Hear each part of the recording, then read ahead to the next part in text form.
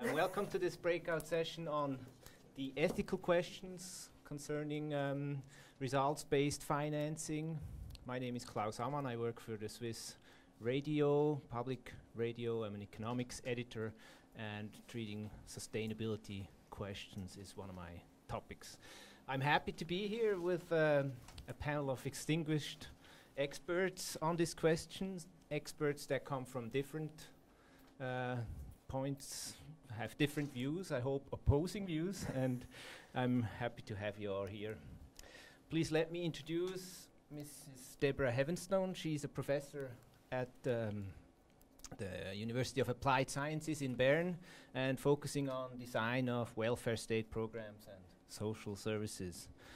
On her side, we have Dr. Claude Béglé. He's a member of the Swiss Parliament for the Christian Democratic People's Party in English. Yes. And sounds better in English. Sounds quite good. And he has professional experience with the Department of Foreign Affairs, the ICRC, logistics, and he has a political postulate, or how do you say that in English, which is being treated by the Parliament right now. He'll tell us more about it. And Mr. Juan Coderque Galligo, he's the head of financing models at the International Committee of the Red Cross, ICRC. Thank you for coming here.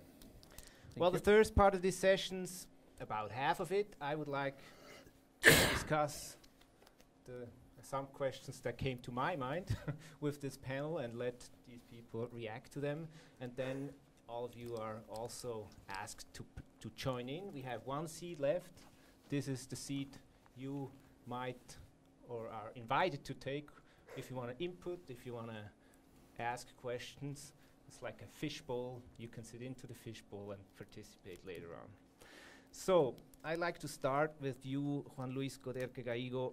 At the ICRC, you have a specific experience with result-based financing. You have this humanitarian impact bond that was a topic this morning already. Why did you start using this? Was it desperation because you didn't find any more funds? Okay. Well, thank you for the question. I think it's important to understand, but with the why. No, we're not desperate. Over the past 7 years, the ICRC has gone from a 1 billion per year budget to 2 billion. And our donors are following.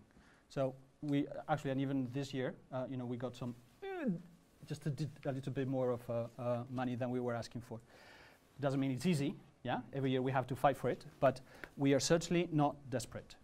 Now, I think that what is clear to us is that there's, of course, a limit, as it was said this morning, to overseas development aid. There's also a limit to our own capacity. Yeah? Even if we had 5 billion, we wouldn't necessarily be in a position to spend them. You need the people, you need the resources, you need the access to the field, etc., etc. So that is one thing. There's a limit to ODA on the one hand, and on the other hand, the needs on the ground in relation to conflict have never been greater for a very long time. I think, this is a figure that is round, but some 65 million people are now displaced. And this is the biggest figure since the Second World War. Now, 1/3 of those are refugees, 2/3 of those are displaced. And there's the other hundreds of millions affected by conflict in their own countries, in their own houses. So the starting point for us is that the needs are huge, and we cannot do everything. And if you look at, I would say, the government side, if I may, governments also know that they cannot deliver, limitless overseas development aid, and they're also interested in looking for ways implicating corporate money, but even more important, corporate capacity. So in terms of the why, the reason is needs are too big on the ground. New ways of doing things, of addressing problems, are required. Debra, you have been skeptical about result-based financing. What was your first thought when you heard that private investors are invited to invest in humanitarian aid?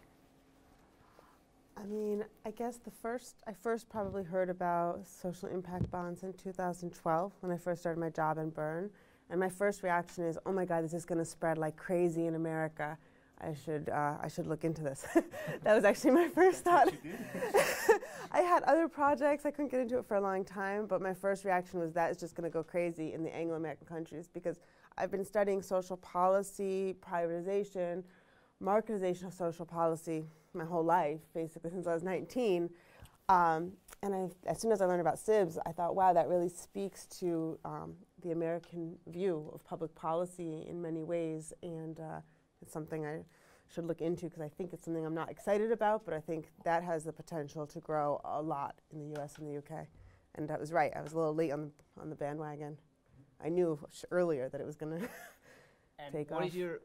What is your impression? I mean, is it ethically, that's the topic here, is it ethically correct or tolerable? I mean, I think that it's wrong. I'm a pragmatist. Regardless of my political leaning, I'm mostly a pragmatist. And to me, the question is not, is it ethical for profits to go to the private sector on public policy? For me, that's not the right question. For me, the question is, does this offer a kind of public policy that will be more effective or more efficient, right? And for me, I'm not sure I've seen evidence in either of those directions, but to me, that's the more important question. Mm-hmm. Yeah. Claude Béglé, you are someone who really promotes public finance in this sector too. What do you say if people ask this question, is it ethical to invest in humanitarian aid? Well, I would take the first question, desperate. I am desperate to get rid of that polarization between left and right. I mean, if we propose to go ahead with combined financing, because it's combined, it's not either or, public, private. Well, you have the people on the nationalistic right, they say, it's for the international corporation, all leftists, get rid of that. And you have the people of the left, it's private money, it's the devil, let's get rid of that. No, we have to go away from those ideologistic standpoints, and we have to look for solutions. By the way, I worked both in the public and in the private sector. I worked, for example, 14 years in Nestlé. Well, I know that some of my colleagues from the public sector, they consider it's horrible, but I had very nice colleagues as well. And in the public sector, I worked for the public sector in France. I must say I had very nice colleagues, and I had very horrible colleagues as well. So there is not, at the end, I think the motivation of the people, being the public sector and the private sector, is more or less the same. I don't know if a journalist in the public radio is completely different from a journalist who is for Nobilag. I don't know. I think the motivation is more or less the same, and that polarization is excessive. What is really here needed is to see the needs of the victims. The victims are there, we heard 65 million. There are many of them in desperate need, and what is important is that we have the money, and it was very well said, the capabilities, the know-how to help them. And everybody together should work on it. Say about this idea of polarization in the views. I went to the session this morning about the Red Cross program, which was absolutely fascinating. And the speaker talked a lot about what we call in my field the concept of stewardship, which is that there's a beautiful body of research done career-long by this woman, Carolyn Heinrich, in America, on the outsourcing and contracting of public sector goods. And this research, she talks a lot about the perverse incentives, whether you measure impacts or not, but this concept of stewardship, which is what was going on with the Red Cross section this morning, is that in the face of perverse incentives or incentives to do the wrong thing, let's say it's very hard to develop a very good bonus system, right? In the social services, in the humanitarian sectors, there's significant evidence, quantitative, qualitative, empirical research, that even when the incentives are bad or the managers tell people to do the wrong thing, the people on the ground do the right thing in the public interest, no matter what the payments are, because they have a belief in their mission, and that's why they went into their field. And that's what your colleague from the Red Cross was talking about this morning. He said, our employees are there for a reason. So I wouldn't say that everyone in the public or the nonprofit sector is, wonderful and great and a great colleague, but people are drawn into working in those sectors because they believe in the mission, and empirical research would show that that mission translates into a certain kind of result also because they believe in their work. Yeah. Maybe a couple of thoughts. So I think that, if we're talking about ethics, I think there's a moral obligation to seek for new ways to achieve impact. I think that's a non-starter. I mean, that cannot be discussed. Now, when it comes to the, I think the debate about collaborating with the corporate sector and private capital is not so much about yes or no, and I think we should leave that one behind. It's about how you do it, and I think you have to have solid mechanisms that will allow you to do it. Now, if we have, say, an arms producer come to the ICRC and say, look, here we have 10 million, you can do whatever you want with it, or we can develop with you this interesting financing mechanism. But then, of course, we're going to say no. So, what I'm trying to say that, and I can give more details if anybody's interested. We have a very solid system of internal, external screening. We have clear criteria that are exclusionary, meaning we will not work with an arms producer, we will not work with a tobacco producer, we will not work with an alcohol producer, etc. There's a number of exclusive criteria. There's a number of cautionary criteria, as in, okay, we can work with this or that sector, but say, for instance, if we speak about the food sector, there's parts of the food sector that, okay, well, they may be more harmful than good. So we will look into it in a cautionary way. And third, there's positive criteria, in the sense that we're going to look at, what is the positive contribution that working with this potential corporate partner or institution could bring to the ICRC. In addition to that, we have a number of internal mechanisms that include transversal decision making that can go all the way up to the Director General, who will say at the end of the day, okay, this is possible, this is not. So, in our case, what is very clear is not so much whether it's yes or no. It's more about how you do it and about having a solid mechanism that will allow you to engage with corporate sector and private capital. And that's once you have decided to do a project. But how do you make sure that the investors or don't influence on what you do? Because you said there's too much you could do. Yeah. Okay, well, thank you for that. I think the ICRC prides itself very much on its independence and capacity to decide, on its own. I don't know, maybe I can ask Harald if you have an opinion on that one. You're definitely an independent partner. Next intervention, you have to wait for me with the microphone. And here's a very important point to underline. The ICRC works in conflict environments, post-conflict situations. So it is absolutely fundamental for us, not only that we be neutral, impartial, and independent, but we also be perceived as such. And it's not the same thing. So we have to be particularly careful about making sure that we make our own decisions. Yes. I think that last element is key. When we speak about the private sector, what it should not be is that I'm an arm manufacturer, but I spend 0.5% of my revenue on a rose garden. Much of the corporate social responsibility is a little bit completely side activity, which is to make the picture nice. No, it should be close to the core activity, where the company would bring not only money, but would bring their competence, the managerial, the technical competence. So, for example, if we talk about rebuilding of water system in Syria, the ICRC has the contact. The ICRC is taken seriously by the authorities, and that's the case in many regions in the world. Because of the neutrality of ICRC, they are a trusted partner, even sometimes to people we don't like to shake hands with, but they are there and they are respected. So then behind it, we can bring people who will rebuild a water system. You need engineers, you need technicians, you need not only the money, but you need the people who know how to do the job.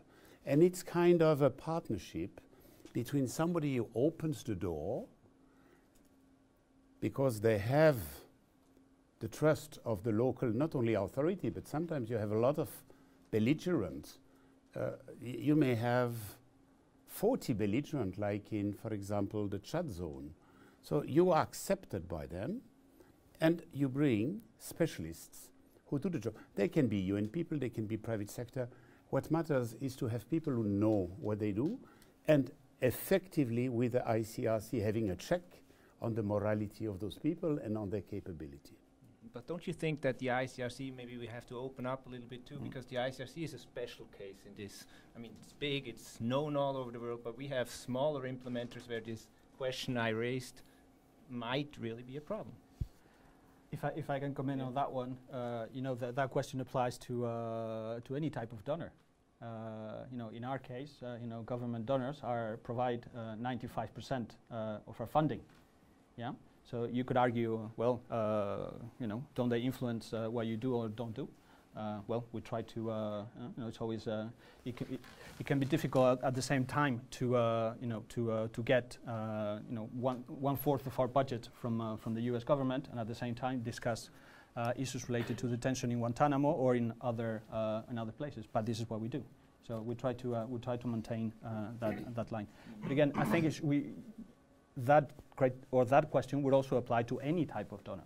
And indeed, I think that maybe some organizations are more donor-driven than others, regardless of whether the donor is private or public.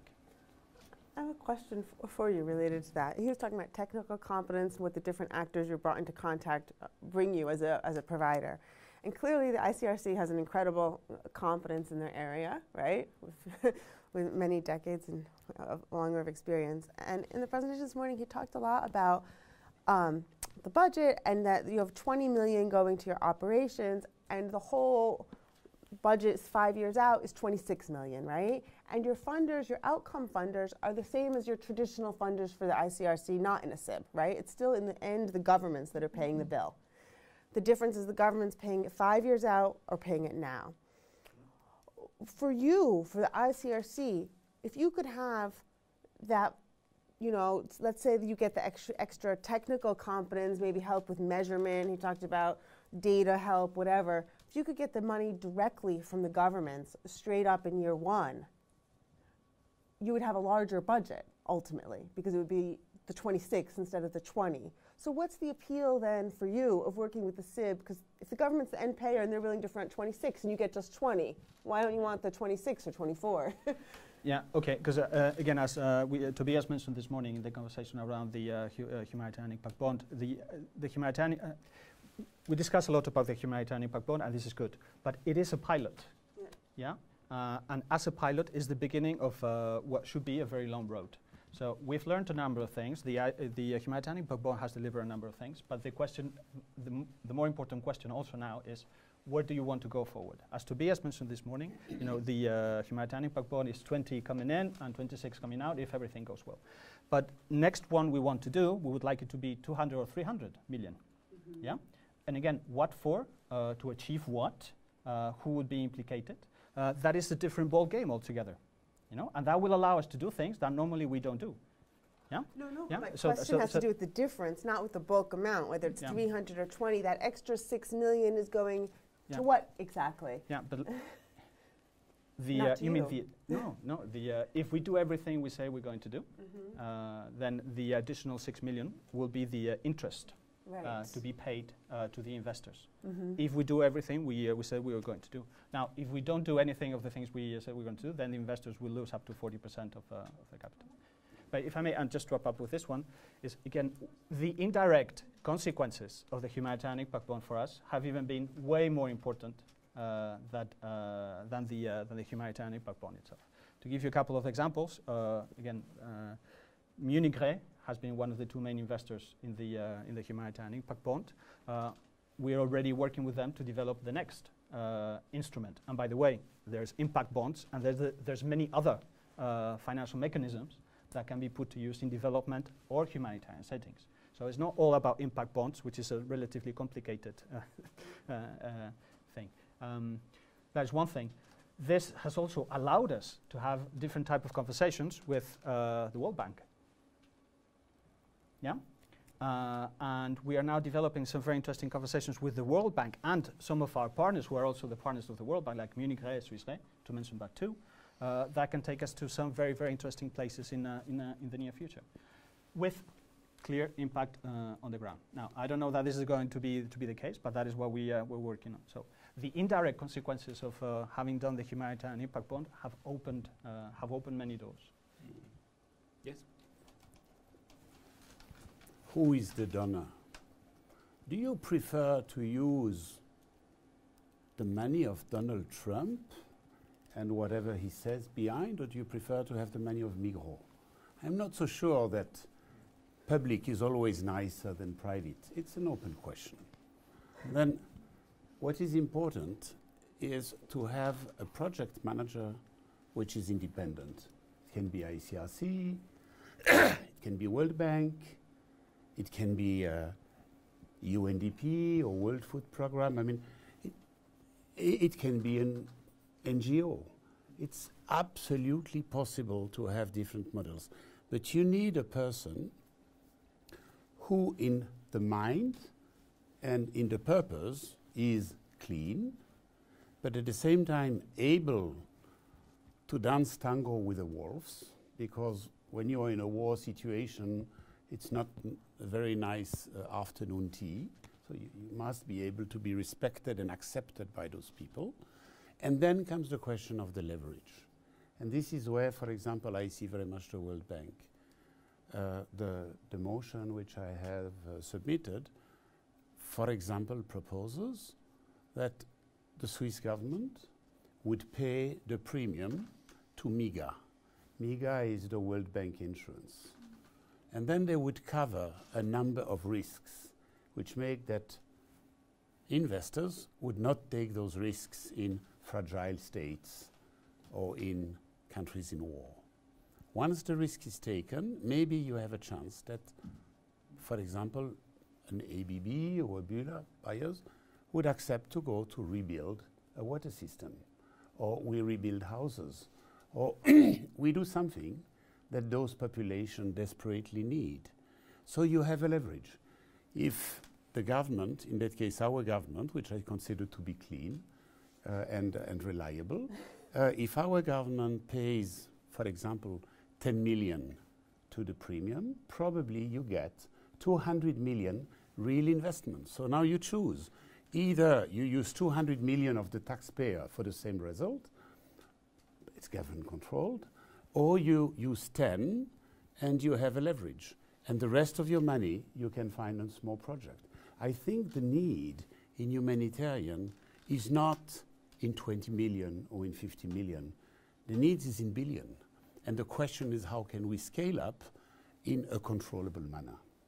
You wanted to say something? Yeah, it was more to the first half, because you kind of drifted between two topics, and I wanted to say something to the first topic and not to the second topic.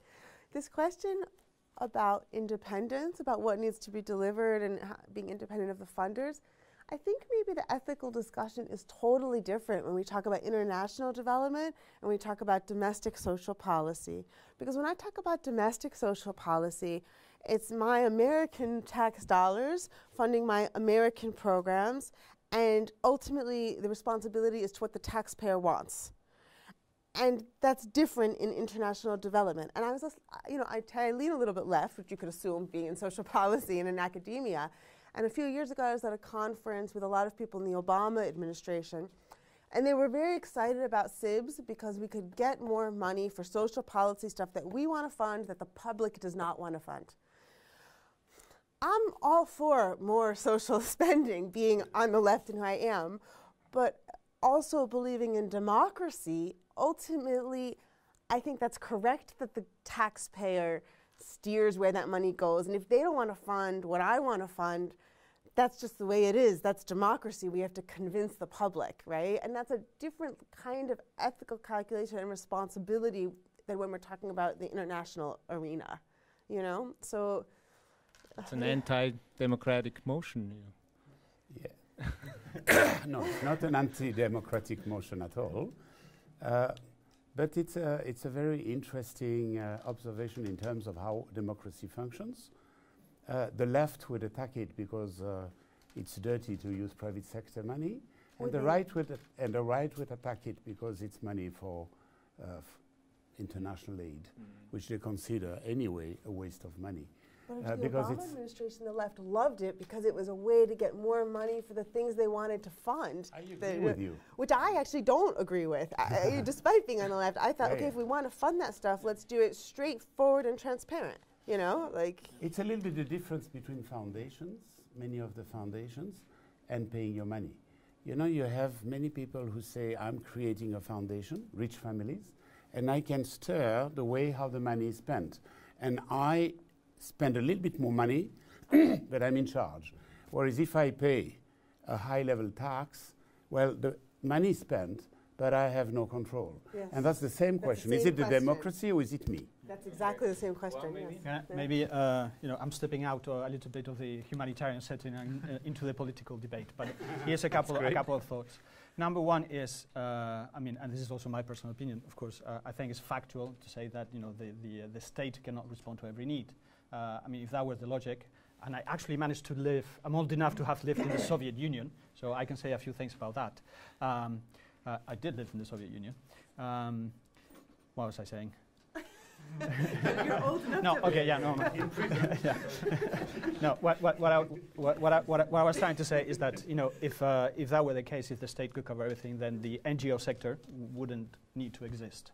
Yeah, so there are different sectors that have different responsibilities, and the sense that the public sector or the private sector is willing to engage in different ways, I think it is most welcome. Now, again, the question is the how. And I would also, again, venture on something that can be considered more political, in the sense that, we were talking about voters, okay? Again, this is and I think this is factual as well. But in this whole debate around having private sources of capital and private, and corporates and private partners in humanitarian settings, there's also a deep reason behind it. In addition to the fact that, again, for us it's very clear, it's about the needs of the people and the fact that they cannot be responded in the traditional ways. I think that's totally clear. And in addition to that, whereas, say, 20 years ago, humanitarian issues were the concern of a few people in our countries, mostly of humanitarian actors and maybe the Ministry of Foreign Affairs and very few people. But these days, humanitarian issues are changing the political landscape in our countries. So at the same time, you have popular pressure saying, do not increase overseas development aid, but there's also a lot of political pressure, in terms of how governments react to migration. Migration these days is very much linked to conflict. Yeah. So what is clear is that there's humanitarian imperatives to find new solutions. There's political imperatives to find new solutions. Frankly, our societies are being destabilized by the fact that we're not addressing problems out there in a good way. And in addition, there's economic reason to invest in humanitarian and development settings. So it's a win-win-win. We're by far not there. Yeah, and when you look at the scale of the, we're talking about impact investment, but so far it's been very small, and sometimes I have, and this is where I have a bit of a moral issue, or ethical issue, if I may, is that we need to put our money where our mouth is, and we need to walk the talk. Impact investment for now is very small, and one has the impression, that we talk about it as if it were huge. Of course, there's a lot of potential. But I think we need to walk the talk. Yeah, maybe Debra first. You. Ladies first. We're both too polite. I'm like, no, you.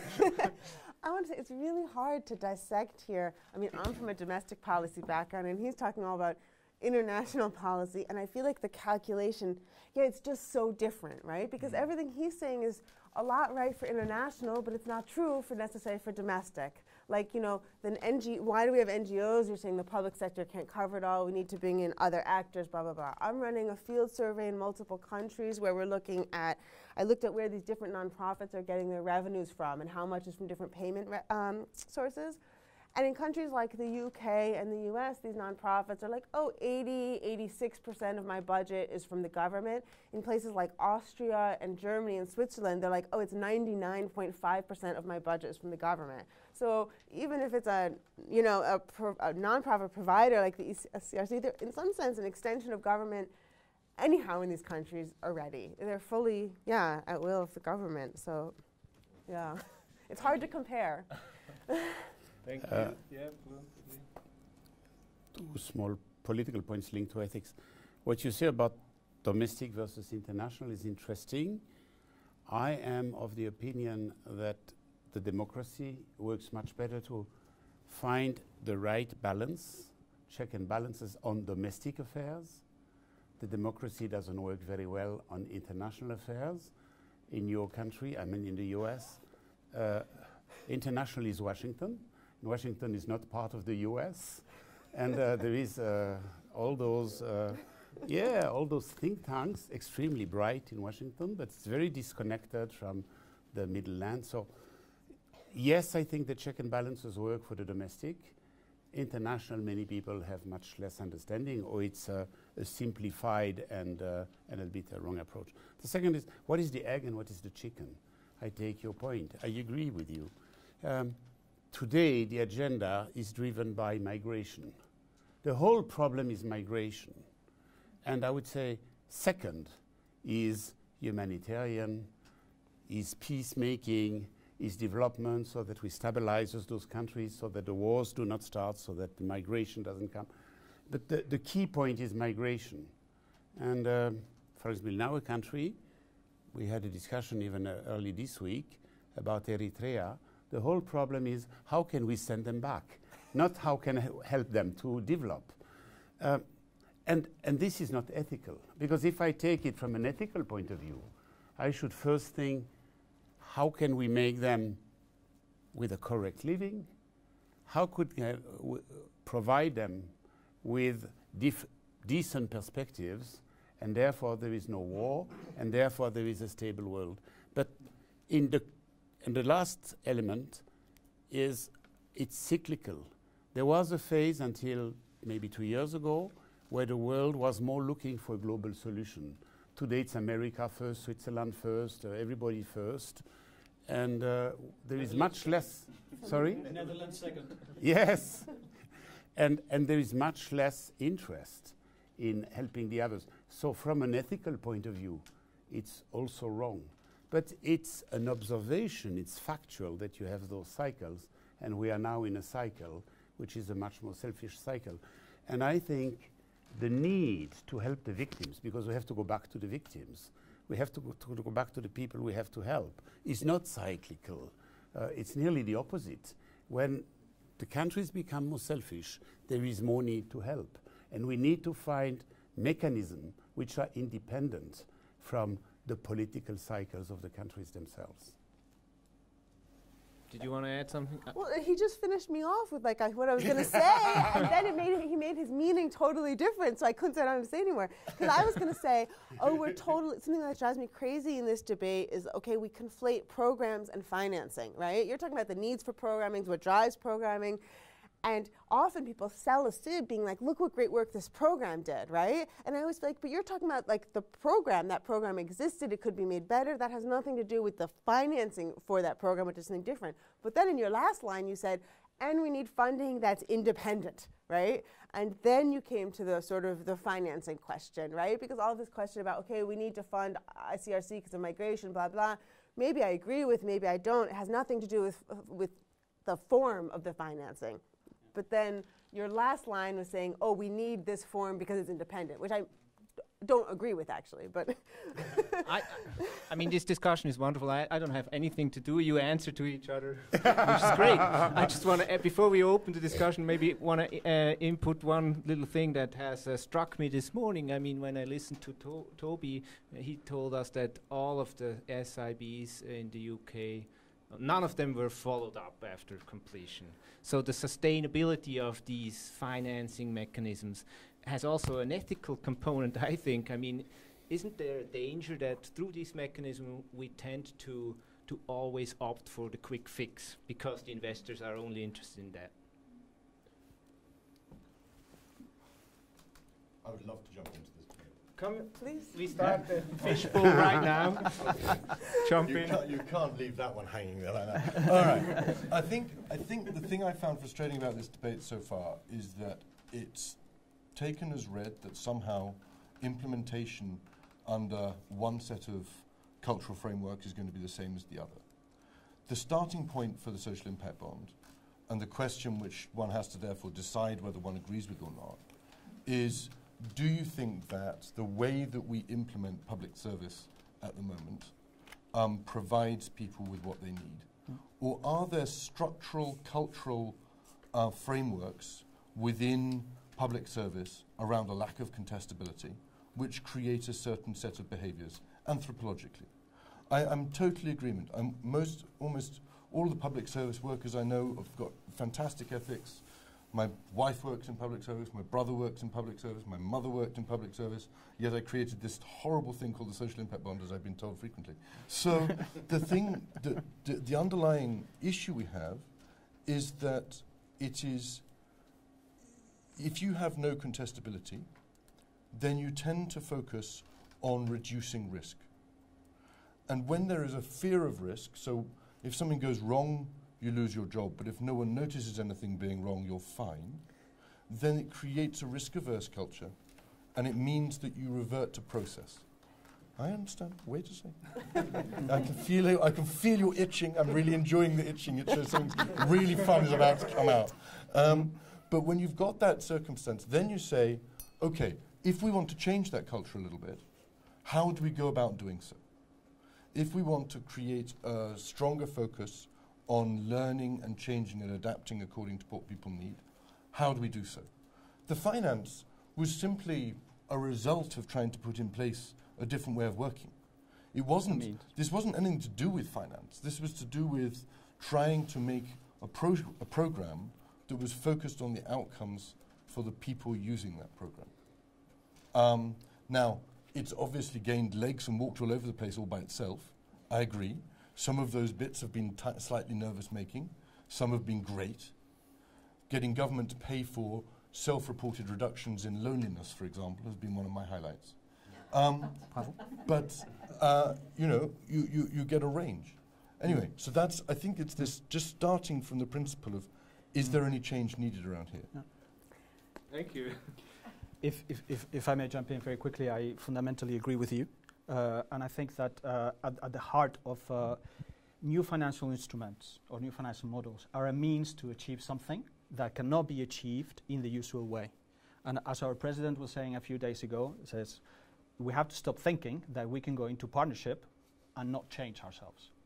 So that is music to my ears. And at the end of the day, this conversation, and again for us and the way we understand it, is that we want to explore new financing models, and that goes well, again, as I was saying before, well beyond impact investment. There's we can speak about buckets in the humanitarian sphere.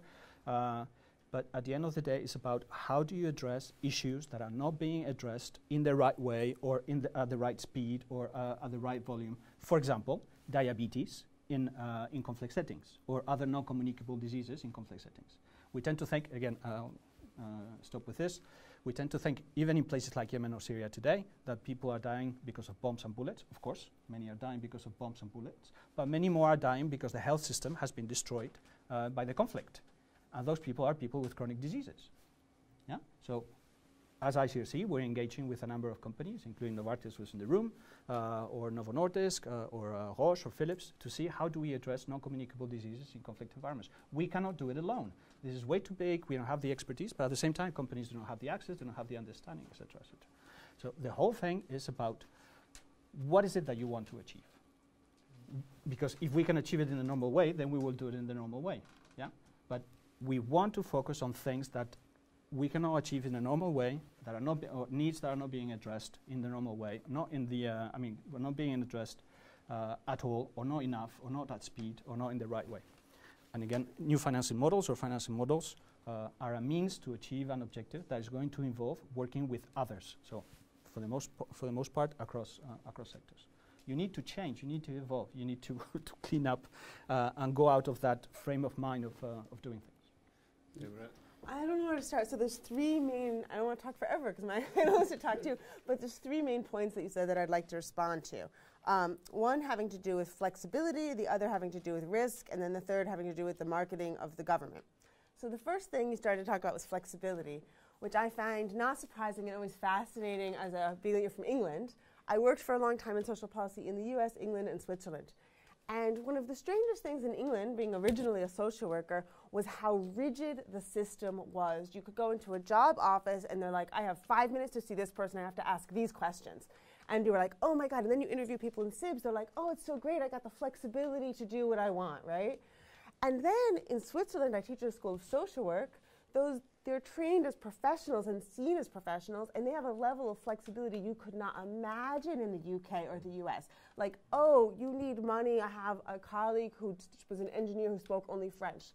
The government just sent him to Berlin for a few months to learn German, and then he got a job the German-speaking part of Switzerland. Can you imagine a British social worker having that kind of flexibility? No. Then when I do an interview at a social impact bond in Berne, they tell me the advantage of the social impact bond was that it was more rigid, which is the exact opposite as in the UK. And it has to do with just going, in the social impact bond, they could do something different than what was the norm. But it was not necessarily flexibility. You think it's flexibility because you're in the UK environment. So I think you can misattribute something to the financing model that's really going to manifest itself only in that specific context. The other thing I want to talk about was risk. So you talked about a fascinating kind of risk, and I think this kind of risk is the reason for outsourcing for over 100 years. I always thought of risk, SIBs sell themselves as financial risk mediating, and that makes no sense. There's no better mediator of risk than the government. They've got the taxpayer base, they can smooth risk over geography, over generations. Why would I ever pay an external actor to cover that risk? But you mentioned a second kind of risk, and that is where I think SIBs are marketable, is the politician who doesn't want to be responsible for a failed program. And that has been the genesis of outsourcing for over 100 years. If you look at the original outsourced program in the US, which is nursing homes under the FDR administration, the genesis of that was the poorhouses who were delivering terrible services, and people didn't want to be held responsible, and they said, we'll do it this way, outsourced, right? And this kind of failure of public services and not wanting to be held accountable, that political risk, that's the driver for market solutions for over 100 years, and I'm not sure I'm in love with that kind of risk. Okay, then the last thing is marketing. Some of the basis of almost every discussion I have is like, don't you think the public sector is doing wrong? The public sector is always incompetent. The public sector is inefficient. The public sector is political. The government has a real marketing and sales problem, I think, because when you look at the academic literature, there is nothing illustrating in any social service area that I work in that for-profit providers deliver better services. Sometimes nonprofits deliver, like the ICRC, sometimes they deliver better than government. But a profit motive has not been correlated with anything. If you look at the Carolyn Heinrich stuff, the Becky Blank stuff, you don't have an effective or better market. And I think this is best illustrated when I lived in the UK. It was fascinating. The first time I went to a dentist, they told me, you're not allowed to see with the NHS payments the same dentist twice. We can't guarantee your appointment. We can't let you see the same person, and you only can get metal fillings. Go to our private practice. So I put out the money and I went to the private practice, and I talked to my friends. They're like, the NHS, the government-delivered services, they're horrible, blah, blah, blah. I forgot about it. I went to the private dentist. 5 years later comes out a government report. The dentists who are using hybrid public and private delivery are making tons more money than either the purely private or the public. The government couldn't figure out why that's the case, right? why is that the case? The providers were purposely misleading the clientele, talking about how crappy the government services are, to put people into private clinics where they had to pay payer amounts. And people like me, I personally experienced that, I believed it. I was like, oh my God, the NHS is horrible. Yes, I'm going to your private clinic. You know, and it took 5-6 years for the government to figure out, like, why are these hybrid deliverers earning so much more money? And that's all about marketing. People are ready to believe it. The law wasn't like that. I had the right to see the same dentist twice. I had the right to a white, tooth-colored filling. But people just think that the government's bad. So I feel like sometimes there's like a marketing problem. Okay. Thank you. Sorry. No, that's great. Maybe we let Claude Béglé say something, and then your short reaction, and then we open up for more questions or inputs. Thank you. If the question is how to improve a deficient public service, well, then I would fully agree with your statement. It's a behavioral question, and it's possibly a regulatory framework question, not a money question. Except that, of course, who pays commands. But it's very interesting. I worked in the postal world, in the Netherlands, then in France, then in Germany, then here. And everybody mixes us two concepts, privatization and deregulation. Actually, privatization is nearly a non-issue. It's the deregulation which matters. And who is the owner is a secondary question. I know you disagree, but I will not take time now, but I could explain it in detail. It's really the deregulation which matters much more than the privatization. So it's how to change a culture, how to change a set of norms. And the problem is that very often civil servants would be resistant to the change. And it's how you have a change program, how you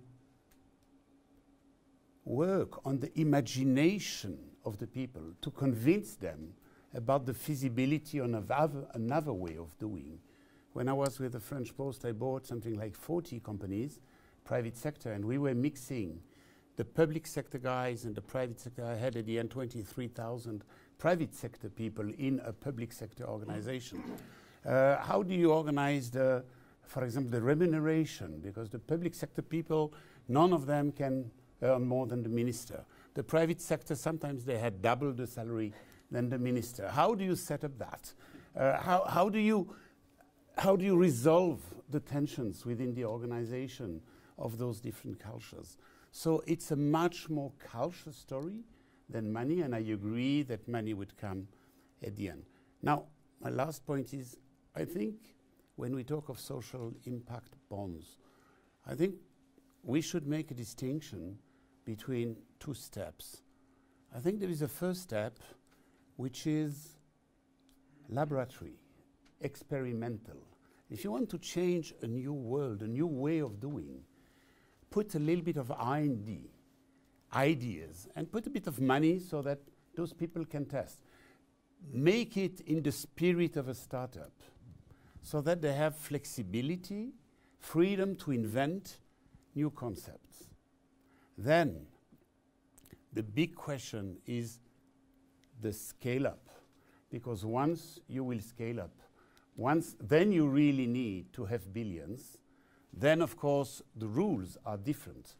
You know, you can do the trial and error with little money, and you will always find seed money for that. But once you go for real scale-up, you need to play another game. And here, you probably need to have tested it at a small scale, and you take the best ideas, you put a certain reglementation in place, and you put rules so that big guys with big money can try to implement it. Thank you. Toby, you want to answer shortly, briefly? I think what you said on the start was very similar to me. Yes, in Britain we have some appallingly bureaucratically structured things. I mean, when you look at probation, it's been destroyed in the same way. Unemployment offices in the same, because there's this wish to fall back on process, because actually the quality of what's provided is very low. And that's also, whether it's outsourced to the private sector or it's in the public sector, it's the same. Because the outsourcing emulates the processes they put in the public sector, which are the ones that aren't working. The impact bond, by moving you to outcome accountability, allows you to play by different rules. And it does the same in Switzerland. It's just that the rules you want to change in Switzerland are different. And so all it's doing is it's acting as a change mechanism. It says, I'm going to be accountable for the outcomes delivered. I'm not going to be accountable to you for how I do it, because I want to try something else. And you'll tell me to do the wrong thing. So please go away and let me just focus on the outcomes. And I think that is a valid and useful thing to be able to put into the public sector. That's thought one. Thought two is that I think that universalizing a debate around public versus private is a disappointing thing to do. Because actually, in any given local circumstance and situation, it's transparently clear whether the private sector would or wouldn't add value. There are some marvelous bits of public service around the world, and there are some useless bits of public service around the world. And there are some unethical charities, any who run orphanages, sorry, be blunt. You know, it is absolutely evidentially the case that one shouldn't be running orphanages, except very small scale children's homes. And yet still there are organizations justifying their existence in this way, in the public sector and in the NGO world.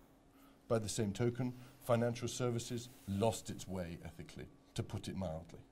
So, you know, the ethics is not something that is held on to by one side or another. When we're working in Liberia, one of the most controversial things I've ever done in my life, which has been enormous fun for that, it is transparently clear that there is not the capacities locally to tightly manage schools to achieve education outcomes quickly. And therefore, bringing in non-government actors in order to do that is important.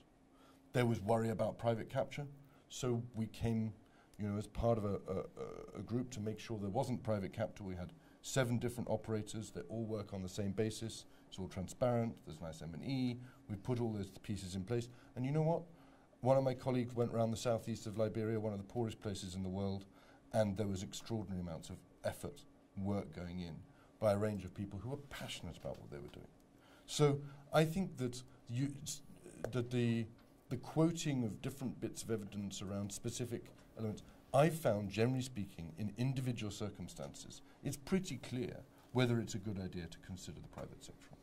I'll leave it there, or I'll go on for hours. Thank you.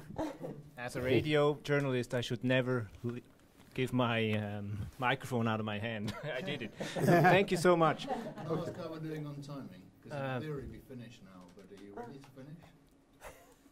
Not 5 minutes? Yeah. Okay, because There's I someone else really on the want hot to seat. I feel it's unfair. open up if anyone else would like to come up, sit here, provoke something. May I say something just quick? I Sure. promise to Go not ahead. do too long. I know I was very long last time. Sure. I had like 3 things, but much shorter than the other 2 things. First of all, what you started about with privatization versus deregulation, I agreed with. I wasn't shaking my head because I disagreed. I was just thinking that it's hard for anyone who's not Swiss.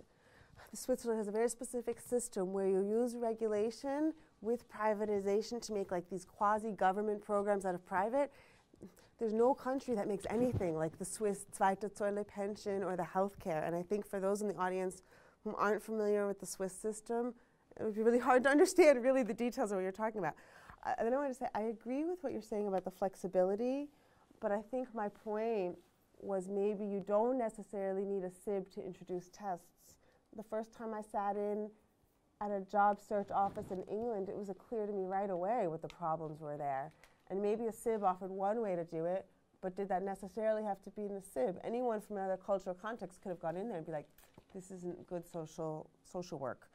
And then I agree also that the debate's not really public-private. I think it really depends on topic, and it's difficult. Like if I think about this book that I worked on, and there were some examples like garbage collection or things that were easily quantifiable where outsourcing was working really well. There's other things like pensions where the ability of the government to smooth over generations and over time made so much sense. So I just think you shouldn't jump to private's always more efficient or better. That kind of rhetoric bothers me, but I think really you have to be talking about something specific. Yeah. Sorry, that wasn't too long, right? No, that was fine. Okay. Comparatively fine. Thank you so much. I'm sorry for anyone who wanted to add something. if you want to really quick, we have the possibility. Otherwise, I have the not so easy task now to wrap this up, to sum it up, because I have to explain the plenary what we talked about in here. Please correct me if I'm wrong or if I missed something. I would say that result-based financing mechanism have much to offer, that there are chance that we agree that they... Right, we don't have to agree on anything. we discussed a lot about the question if this is actually necessary, or if it's in some cases unnecessary or necessary, what the advantages for the different stakeholders. Then we discussed a long time on the ICRC special case, which is kind of a special case, but we think that that this, what should I say on the ICRC more? Then we think that it's a special case, but still you're working on it. There is ethical questions, but the majority on here was convinced that by having an image to defend, maybe if I can sum it up. In our case, our position is clear. Of course, it's not a debate about yes or no. Of course, we want to engage with the corporate sector. Of course, we want to develop new financial instruments. The question is how, and of course, we have our guidelines and procedures that tell us what to do, what not to do, and how to engage. Yeah. Okay. And at the end of the day, summing up something I think Toby was saying with different words, is that the same causes produce the same effects. So new financing models are a means to solve problems in different ways, and that will lead you to different results, if I may put it that way. Okay. Sorry. Well, I'll try something in the plenary, and you add up. I thank you all. Thank you all for being here. It was very interesting, animated. Thank you. Thanks.